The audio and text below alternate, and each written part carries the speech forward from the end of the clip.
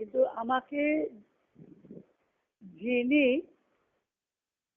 জ্ঞান অজ্ঞানের পারে যেতে হবে।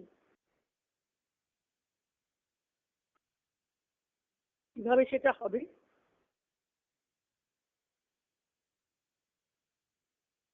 বলছেন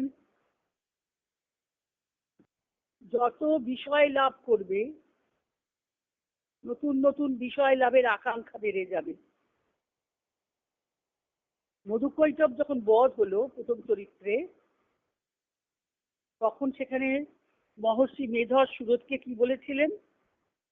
ভূয় সিনু বদামিতে।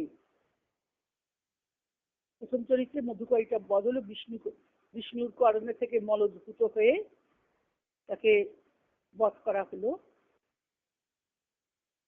ভূয় সিনু বদামিতে কথার মানে কি? তুমি আরো শোনো, তোমাকে আমি বলছি। মেধস ঋষি সুরতকে বলেছিলেন। সুরত রাজা, তিনি রাজ্য হারিয়ে বনে বনে ঘুরছেন। রাজ্য হারিয়েছেন আত্মরাজ্য, নিজেকে জানেন না, অজ্ঞান। তাই তিনি বনে বনে বিভ্রান্ত হয়ে ঘুরছেন সবাইকে হারিয়ে। মেধস ঋষি কি বললেন? যে তোমাকে আরো বলবো। কারণ তিনি জানতেন যে এ পর্যন্ত যা বলা হলো, শুধু মধুকৈটব বধে যে দেবীর মহত্ব প্রদর্শন করা হলো, তাতে সুরতের আশা সম্পূর্ণ মিটবে না।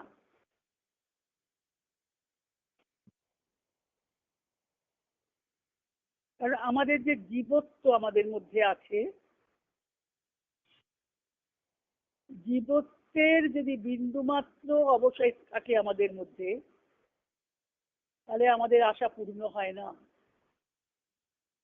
জীব যখন পূর্ণভাবে ব্রহ্মত্ব উপনীত যতক্ষণ না হতে পারে, ততদিন জীব আর ব্রহ্মের অভিন্নতা উপলব্ধি করতে না পারে, ততদিনই আশার নিবৃত্তি হয় না, ততদিনই এই অজ্ঞানতা যায় না।